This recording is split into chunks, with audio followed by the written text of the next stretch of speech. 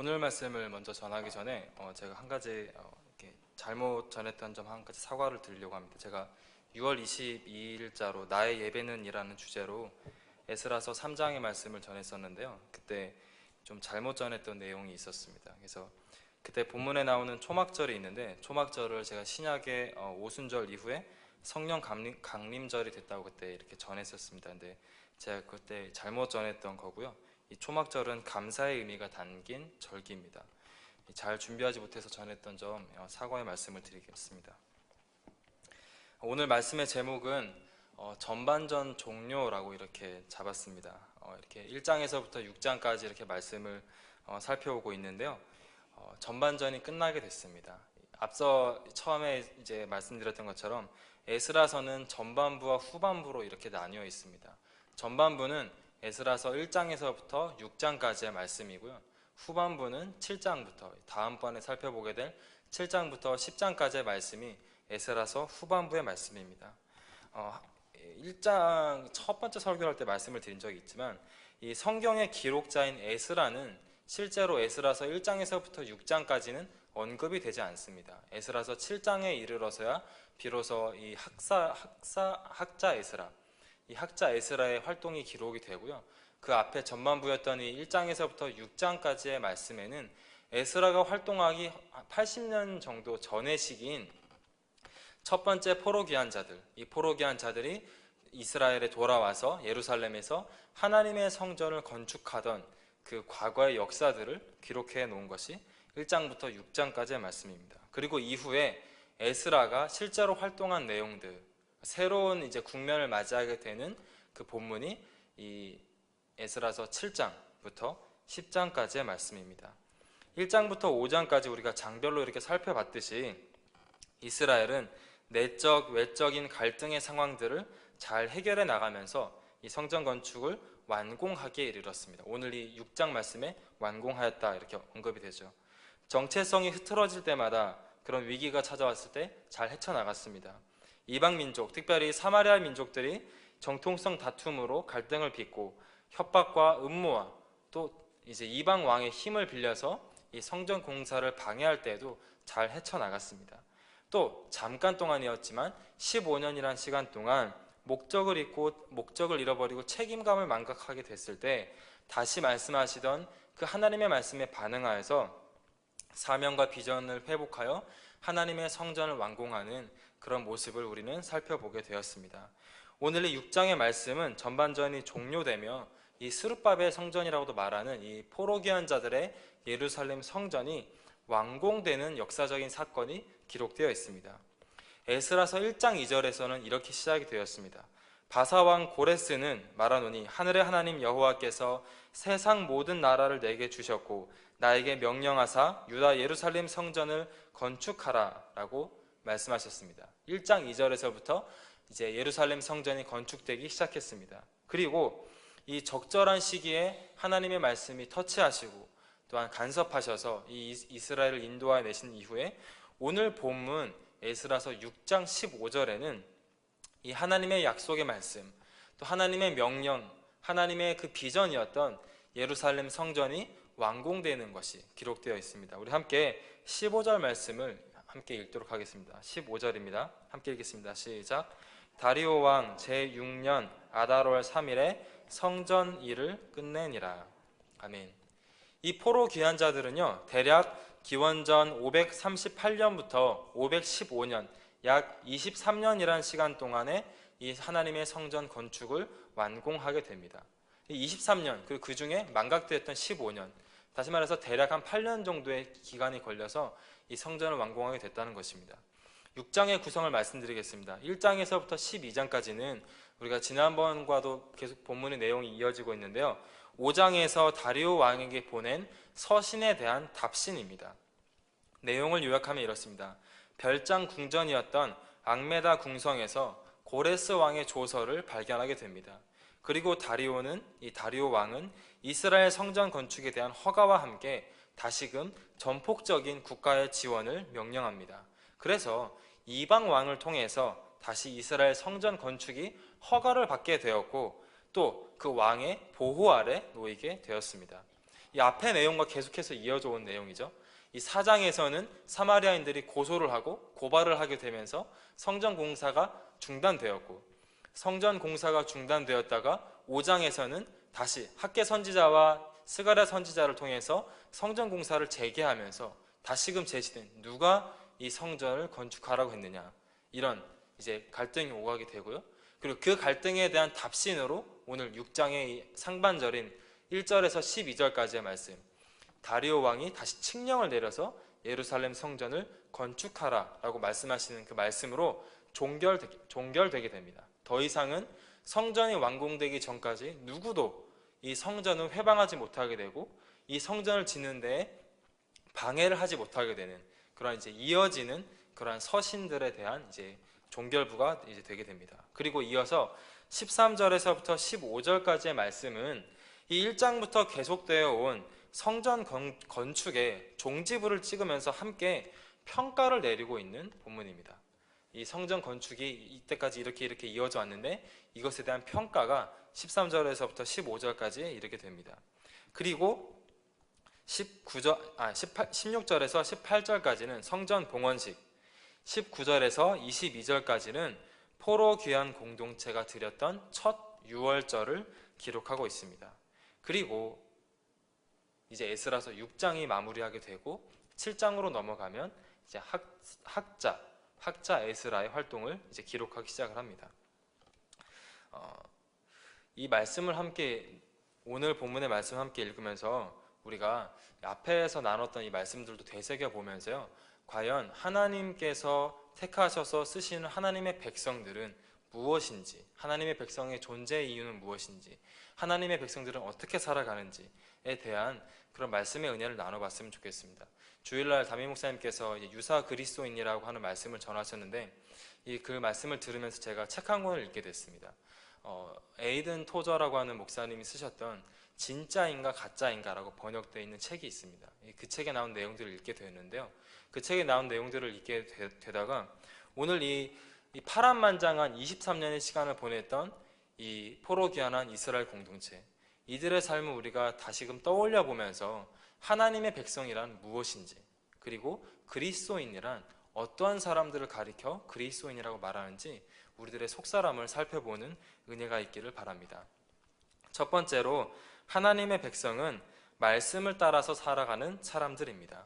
14절의 말씀을 우리가 함께 읽겠습니다. 에스라서 6장 14절의 말씀입니다. 함께 읽겠습니다. 시작. 유다 사람의 장로들이 선지자 학개와 이또의 손자 스가랴의 권면을 따랐으므로 성전 건축하는 일이 형통한지라. 이스라엘 하나님의 명령과 바사왕 고레스와 다리오와 아닥사스다의 조서를 따라 성전을 건축하며 일을 끝내되. 아멘. 성전 건축이 이제 평가를 받게 됩니다. 그러면서 이 본문에서 말하기를 학개 선지자와 스가랴 선지자가 말한 말씀을 따라서 성전을 짓기 시작하니 모든 일이 형통하게 되었다라고 평가, 종지부를 내리게 됩니다. 어떻게 시작이 되었습니까? 고레스 왕을 통하여서 하나님의 말씀으로 먼저 시작이 되었습니다. 그리고 무엇에 이끌려, 어떠한 힘에 이끌려서 이 성전이 완공되게 됩니까? 하나님의 선지자를 통하여서 선포된 그분의 말씀의 힘을 의지하여서, 그분의 말씀에 의하여서 성전은 완공되게 되었습니다. 지난번 말씀을 살피면서 학개서를 살펴봤듯이 이 14절에는 학개와 스가랴 선지자의 말씀을 따라서 성전을 건축했기 때문에 형통하게 되었다라고 평가를 내리고 있습니다. 하나님의 말씀을 따라 순종하자 일이 잘 풀리기 시작됐다고 성경은 말씀하고 있는 것이죠. 그들의 고민거리가, 그리고 이방 민족들의 위협이 그쳤다라고 말하지 않습니다. 그것은 여전히 존재했을 것입니다. 그렇지만 하나님의 말씀을 붙들고 살아가는 이 이스라엘 민족들에게 하나님께서 형통하게 해주셨다라고 오늘 성경은 우리에게 말씀하고 있습니다. 에스라서 앞부분을 살펴봤듯이 이들은 항상 이방 민족들에게 유혹을 받기도 하고 이방 민족들에게 위협을 받기도 하며 이 이스라엘 성전을 건축해 왔습니다.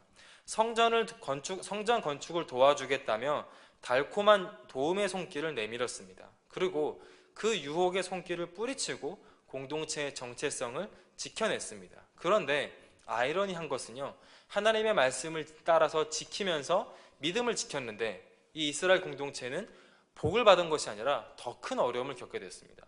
그들의 화친의 손길을 거절함으로 말미암아 15년 동안 성전 건축이 중단되는 그런 더 큰 어려움에 놓이게 되었던 것이죠.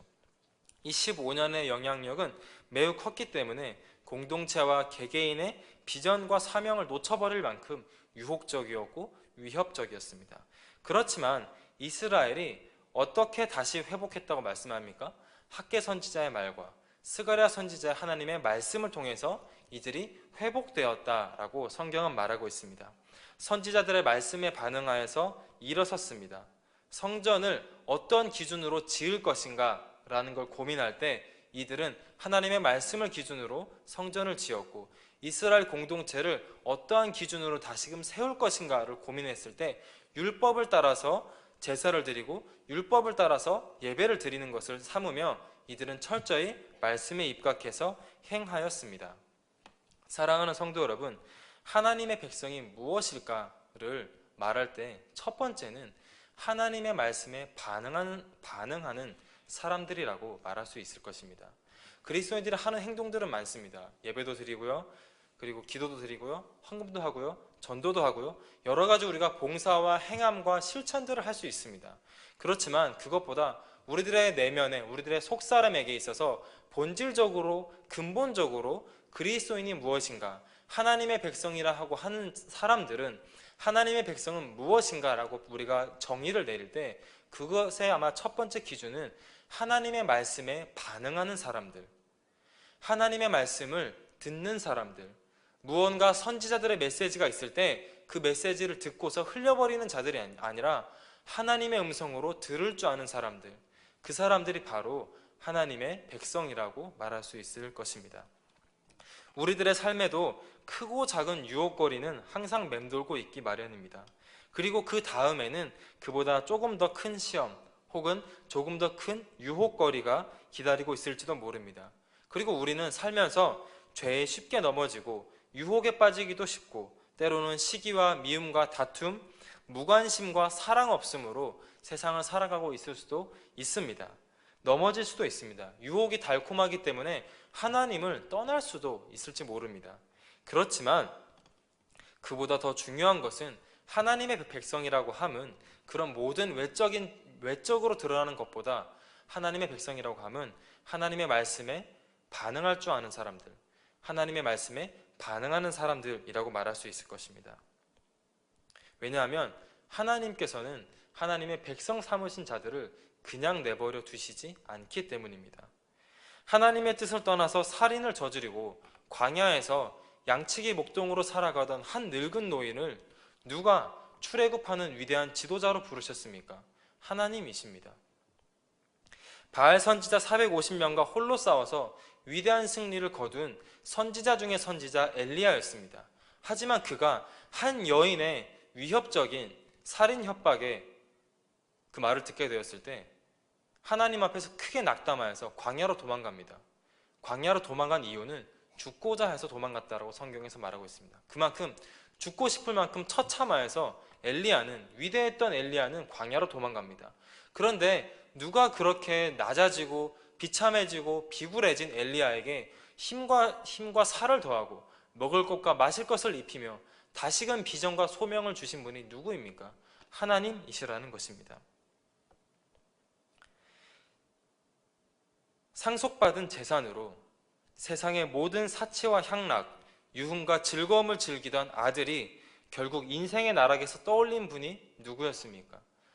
내가 버렸지만 나를 언제나 품어줄 거라고 기대하고 기다렸던 아버지 하나님이셨습니다.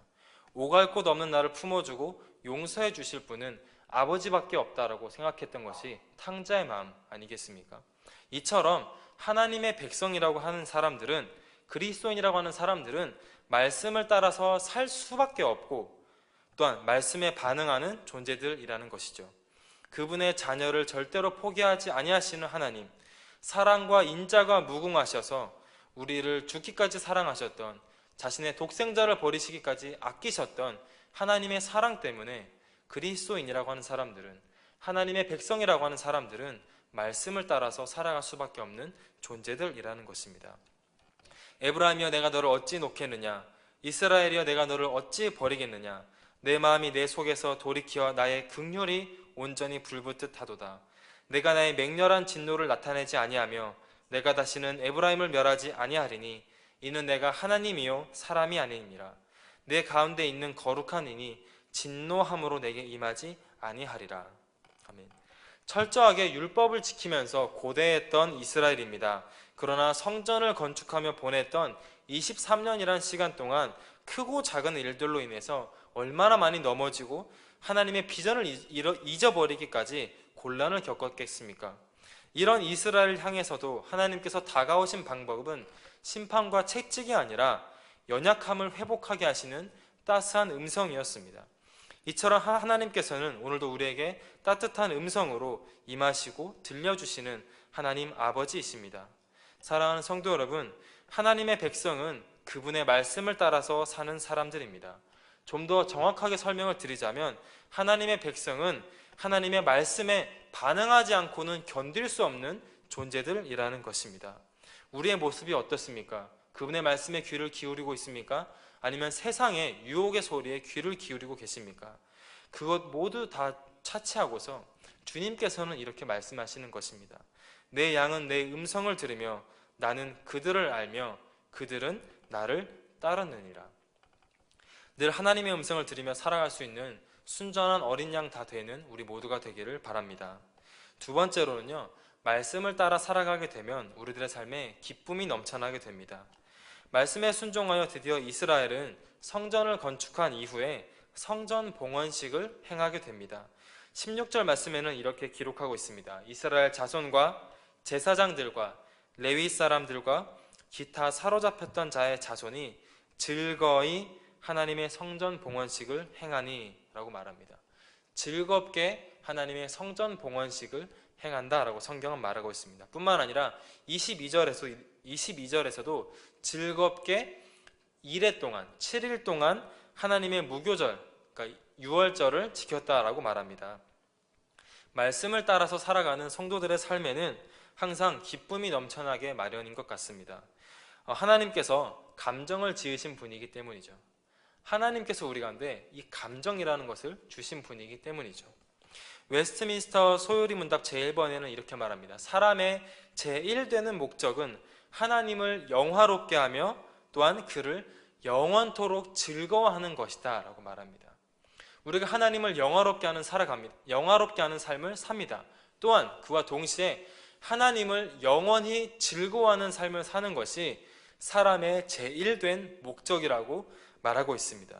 그분을 영원토록 즐거워하는 것, 그분을 영원토록 기뻐할 수 있는 것, 그것은 우리가 말씀을 따라 살아갈 때 하나님께서 주시는 기쁨이라고 하는 선물일 줄을 믿습니다. 말씀을 따라 살면 기쁨이 충만하게 됩니다. 기쁨이 없이 신앙생활을 하는 것만큼 고통스러운 것이 또 있을까요? 이 주님과 이 성도인 우리들, 그러니까 주님과 교회와의 관계를 특별히 신약 성경에서는 명확하게 신랑과 신부의 관계로 설명을 합니다. 다 잘 아시죠? 그런데 이 신랑과 신부의 관계와 이어서 하나님께서는 부부를 어떻게 설명하시냐면 이렇게 설명하시죠. 한 사람이 부모를 떠나서 그의 아내와 합하면 그 둘이 한 육체가 된다. 한 몸이 된다라고 그렇게 성경은 말씀하고 있습니다. 그러니까 예수님은 신랑, 교회인 우리는 신부. 그런데 여기서 끝인 게 아니에요. 여기서 끝인 게 아니고 이 둘이 부모를 떠나서 결혼을 하면 이 둘이 한 몸이 된다라고 성경은 말하고 있습니다. 기쁨의 근원 되시는 예수 그리스도, 이 땅에 빛이 없고 소망이 없을 때 기쁨으로 임하셨던 기쁨의 왕이셨던 아기 예수, 이 아기 예수, 기쁨의 왕이신 이 예수 그리스도이신데 우리가 그 그리스도와 붙어서 살아가고 있는데 어떻게 기쁘지 않을 수 있겠습니까? 우리가 예수님과 붙어서 살아가는 삶을 산다라면, 신랑과 온전한 신부된 삶을 살아가고 있다라고 한다면 우리들의 삶에는 반드시 기뻐하는 삶이 있게 될 줄 믿습니다. 기뻐하기 마련인 것입니다. 하나님 때문에요. 하나님 때문에요. 저보다도 여러분이 더 잘 아실 거 아닙니까? 결혼식을 앞둔 신부의 마음처럼, 도망가고 싶다고도 말하더라고요. 근데 결혼식을 앞둔 신부의 마음처럼, 결혼식을 앞둔 신랑의 마음처럼 얼마나 기쁘고 설레고 빨리 한 몸을 이루고 빨리 한 가정을 이루고 그게 얼마나 기쁘겠습니까? 저보다 여러분이 더 잘 아시겠죠. 물론 요즘에는 이렇게 결혼식 전날 많이 도망간다고 하긴 해요. 근데 어쨌거나 중요한 것은 우리가 주님과 우리가 한 몸인 채로 살아가고 있다라고 한다면, 주님과 우리가 지금 떨어져 있는 상황이 아니라 하나님이 말씀이 말씀하시는 것처럼 붙어서 살아가고 있는 삶을 살고 있다라고 한다면 반드시 우리 안에는 기쁨이라고 하는 증거가 있어야 된다는 것이죠. 이스라엘도 마찬가지 아니겠습니까? 성전이 건축됐습니다. 얼마나 기뻤겠습니까? 23년, 연세 많으셨던 분들은 70년의 이상의 시간을 기다려왔던 그날인 것이죠. 그 성전은 단순히 건물이긴 했지만 그들에게 있어서는 하나님이 우리와 함께 하신다, 하나님께서 이곳에서 이제 우리의 예배를 받으실 것이다라고 하는 어마어마한 상징적인 곳이었습니다. 그러니까 당연히 기쁠 수밖에 없는 것이죠. 하물며 세상의 구주 되신 예수 그리스도를 우리가 모시고 살아가고 있다고 한다면 기쁨이 있어야 된다는 것이죠. 기뻐야 된다는 것입니다. 만약에 기쁨이 없는 신앙생활을 우리가 하고 있다고 하면 우리는 예수님을 만났던, 예수님을 믿고 있는 신앙의 고백은 있을지 모르나 우리의 행위가 종교적인 행위는 아닌지 돌아봐야 될지도 모릅니다. 성경 여러 곳에서는 하나님의 은혜가 함께 하시면, 하나님의 영이 함께 하시면 기뻐하게 된다라고 말하고 있습니다. 이사야서에서도 이렇게 말합니다. 여호와의 영이 임하면 기쁨의 기름으로 슬픔을 대신합니다. 찬송의 옷으로 근심을 대신합니다. 이렇게 이사야 선지자도 말하고 있습니다. 기쁨의 잔치를 드리고 있는 이 이스라엘을 상상해 보십시오. 성전 봉헌식을 합니다. 그뿐만이 아니라 유월절을 합니다. 제가 지난번에 말씀드렸듯이 이 이스라엘 민족들은 학개 선지자와 스가랴 선지자가 활동하기 직전에 심각한 물가 폭등을 겪고 있다고 말씀을 드렸습니다. 그리고 아마 심각한 그 물가 폭등은 하루아침에 사라지지 않았을 것입니다. 그런데요, 오늘 이 이스라엘 민족들이 성전 봉헌식을 하고 유월절 잔치를 벌이고 있는 모습은 그런 모습이 없는 것입니다. 기쁨의 잔치, 기쁨의 향연, 누구 하나 그 기쁨의 대상에서 배제되지 않고 함께 어우러져 하나님의 성전 안에서 기뻐하고 7일 동안 잔치를 벌이고 함께 화답하고 있는 그런 아름다운 모습을 우리는 상상해 볼 수 있는 것입니다. 사랑하는 성도 여러분, 우리들의 삶에, 여러분의 삶에 기쁨이 회복될 수 있기를 바랍니다. 말씀을 따라 살아갈 때 우리들의 삶에 하나님의 기쁨이 넘쳐 흐르기를 소망합니다. 세 번째로, 우리가 말씀을 따라 살아가기 시작하면 우리 인생이 참으로 자유롭게 되게 됩니다. 제가 실은 이 부분을 준비하다가 제가 설교를 잘못 준비했던 걸 알게 됐습니다. 참 부끄럽더라고요. 이 에스라서의 전반부는요, 귀향민들이 첫 번째 유월절을 지켰다는 것으로 지금 성경이 끝나고 있습니다. 무슨 말인지 이해가시죠? 이 전반부는 1장부터 6장입니다. 근데 6장의 맨 마지막은요, 어떻게 끝이 나냐면 이스라엘 민족들이 기쁘게 유월절을 첫 번째로 지켰더라. 심지어 어떻게 기록되고 있냐면 또 아수르 왕의 마음을 그들에게로 하나님께서 돌려서 이스라엘의 하나님이신 하나님의 성전 건축하는 손을 힘있게 하도록 하셨다라고 이 전반부의 모든 내용을 정리하면서 마치고 있습니다. 그 정리하는 마지막에 유월절을 지켰다라고 이렇게 기록을 하고 있습니다. 이 유월절은요, 어떤 의미냐면 이렇습니다. 넘어간다라고 하는 의미가 있습니다. 유월절은 이 영어로도 그렇고 이 유월이라고 하는 의미는요, 넘어간다라고 하는 의미가 있습니다. 무슨 말이냐면요, 이 이스라엘 민족이 마지막으로 출애굽하기 마지막에 있었던 10번째 재앙이 장자, 짐승이건 사람이건 막론하고 첫 번째 태어난 모든 생명이 죽는 하나님의 저주가 임하게 됩니다. 그때 하나님께서 모세를 통해서 이스라엘 민족에게 이렇게 명령하시죠. 어린 양을 잡아서 그 피를 문설주에 발라둬라. 그러면 죽음이 그 집 앞을 넘어갈 것이다. 이렇게 말합니다. 그러니까 유월절은 넘어간다라는 의미입니다. 첫 번째로 죽음을 넘어간다라고 하는 의미입니다. 실제로 이스라엘에게 있어서 유월절은 자신들이 당할 죽음이 넘어가는 의미였습니다. 또한 이집트에서 출애굽하여서 노예 상태에서 해방된 의미, 자유인이 되었다라고 하는 의미.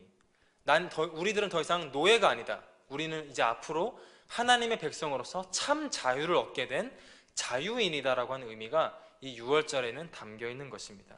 다시 말해서 우리가 신약의 의미로 우리가 돌아본다면 6월절 희생 제물이 되셨던, 6월절 어린 양이 되셨던 예수 그리스도로 말미암아 우리들의 삶에 참된 자유가 주어졌다라고 우리는 볼 수 있습니다. 고린도전서 5장 7절에서는 이렇게 말합니다. 우리의 6월절 어린 양 곧 그리스도께서 희생되셨느니라. 아멘. 그리스도께서 우리를 대신하여서 희생되심으로 말미암아 우리들의 삶에서 죽음이 넘어갔습니다. 우리들의 삶이 죄의 노예가 되었었는데, 율법의 노예가 되었었는데 우리들의 삶이 참된 자유인으로 넘어가게 되었다라고 하는 것입니다. 말씀을 따라 사는 하나님의 백성 그리스도인인 우리에게 죽음은 이미 넘어갔습니다. 물론 우리의 육신은 날로 쇠약해지고 우리의 마음은 날마다 연약해지기 마련입니다. 시편 73편 26절도 이렇게 말합니다. 내 육체와 마음은 쇠약하나 하나님은 내 마음의 반석이시오 영원한 분깃이시라 라고 말씀하고 있습니다. 육체와 마음은 시간이 가면 갈수록 약해진다라고 시편 기자가 말합니다. 하지만 그리스도로 인하여서 우리에게 찾아오신 하나님께서 영원한 우리의 목, 영원한 우리 거, 영원한 우리의 소유가 되신다라고 시편 기자는 그렇게 고백하고 있는 것입니다. 우리가 성도로서 죽음 앞에서 담대하고 우리가 죽음 앞에서 하나님을 만나는 그날을 사모하게 될 수 있는 그 담대한 믿음의 이유는 예수 그리스도로 말미암아 우리들의 삶이 죽음을 넘어갔기 때문인 것입니다. 예수 그리스도로 말미암아 우리들의 삶이 죄에서 자유하게 됐기 때문인 것입니다. 우리가 온갖 미신과 사람들이 말하는 이렇다더라 저렇다더라 라고 말하는 온갖 무성한 소문과 어떠한 우리의 한국적인 정서의 인습에서 자유할 수 있는 이유는 우리 가운데 진리의 성령이 오셨기 때문인 것입니다. 진리를 알지니 진리가 너희를 자유케 하리라 라고 성경은 우리에게 말합니다. 성도는 예수 그리스도로 말미암아 하나님의 말씀이 우리 가운데 충만하게 될 때 참된 자유를 누리게 될 줄 믿습니다.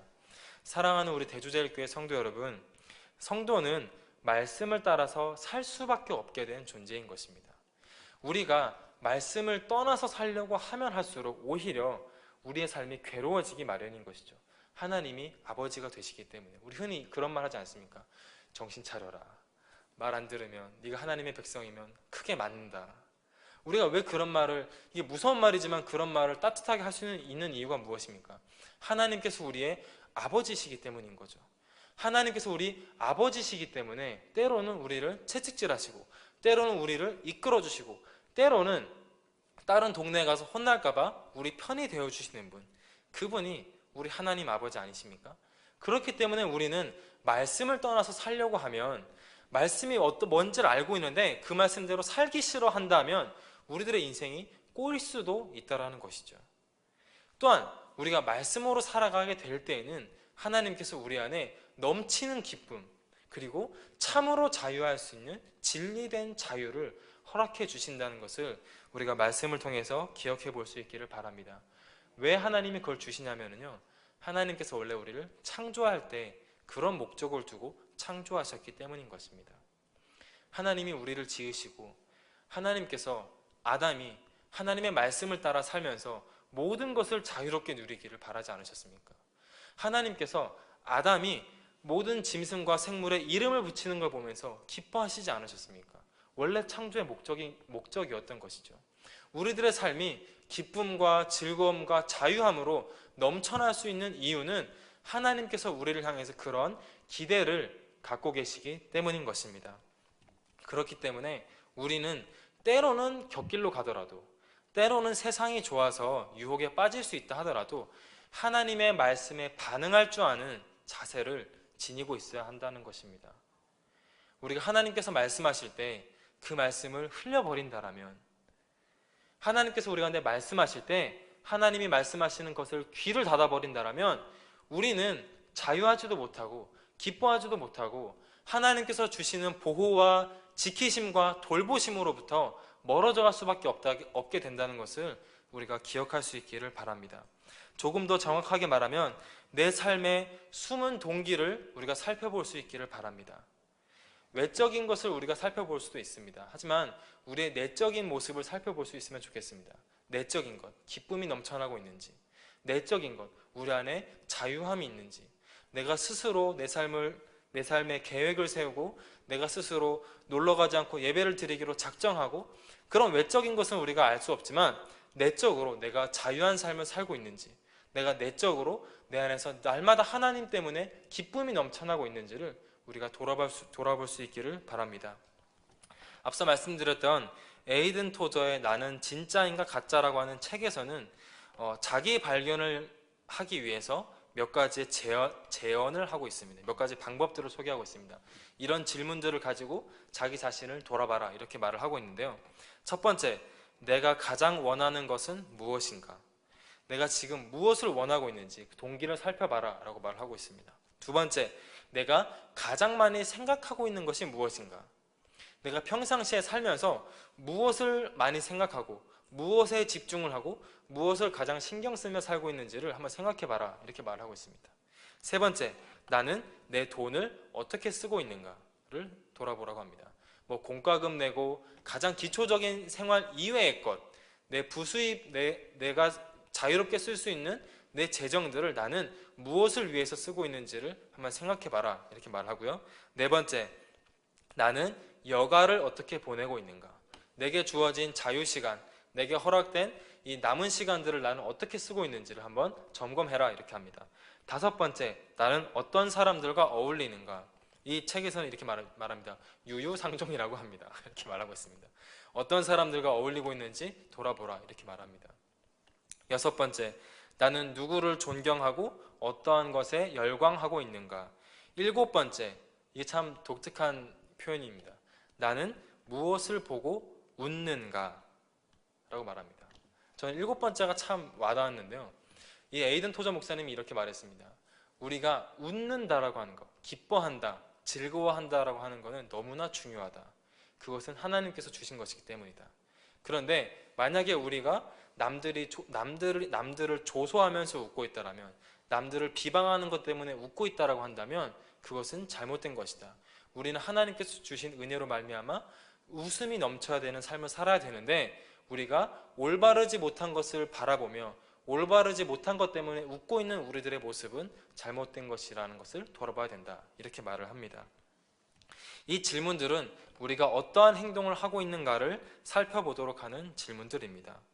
저와 함께 살펴봤던 이 세 가지 말씀들, 말씀으로 우리가 살아가고 있는지, 내 안에 기쁨이 넘쳐나고 있는지, 그리고 내 안에 참된 자유가 있는지를 돌아보는 것은 우리들의 내면을 돌아보는 질문인 것입니다. 하나님의 말씀을 따라 살고자 하는 의지와 간절함이 넘치는 우리 모두가 되면 좋겠습니다. 말씀을 마치겠습니다. 우리는 하나님의 은혜로요, 이 세상으로부터 부름을 받아서 그분의 자녀된 백성들입니다. 우리가 하나님의 은혜로부터 벗어나서 살기 시작하면 기쁠 것 같고 즐거울 것 같지만, 자유로울 것 같지만 그렇지 않다라고 성경은 말하는 것입니다. 하나님의 말씀을 떠나 살 수 없게 되어버린 우리는 하나님의 말씀을 따라 살아가야 합니다. 그 말씀을 따라 살아갈 때, 그 삶을 사모할 때 우리 안에 정말로 참된 기쁨과 참된 자유가 넘쳐나게 될 것을 우리가 말씀을 통해서 기억해 볼 수 있기를 바랍니다. 이 말씀을 준비하면서 제가 가장 많이 찔렸습니다. 남은 시간에 무엇을 하고 있는지, 무엇을 보면서 웃고 있는지, 무엇 때문에 즐거워하고 있는지, 그 말씀을 보면서 제가 저야말로 정말 사역한 지 얼마 되지도 않았지만 어느새부턴가 이 성경책을 펴는 것이 저한테 일이 되어버렸습니다. 그 전에는요, 정말 성경책이 하루에 제1순위였습니다. 하루에 제1순위인 성경책을 펴고서 묵상을 하기 시작하고 그렇게 하루를 살아갔는데, 이 사역을 하면서는요, 성경책을 읽으면 스트레스를 받는 거예요. 이 성경책을 펴면은요, 일을 하고 있는 느낌이 드는 거예요. 그래서 어느 순간부터 사실 시간은 있는데도 불구하고 개인적으로 성경 읽는 것을 저는 버리고 살았습니다. 그런데 말씀을 돌아보면서 참 제가 많이 부끄러워졌습니다. 분명 나에게 시간이 있었는데, 나는 사람들에게 성경을 읽을 시간이 없다고 말을 하고 있었구나 라는 생각을 하게 되었습니다. 우리 모두 하나님의 말씀을 따라 살아갈 수 있는 은혜가 있기를 바랍니다. 이 시간 함께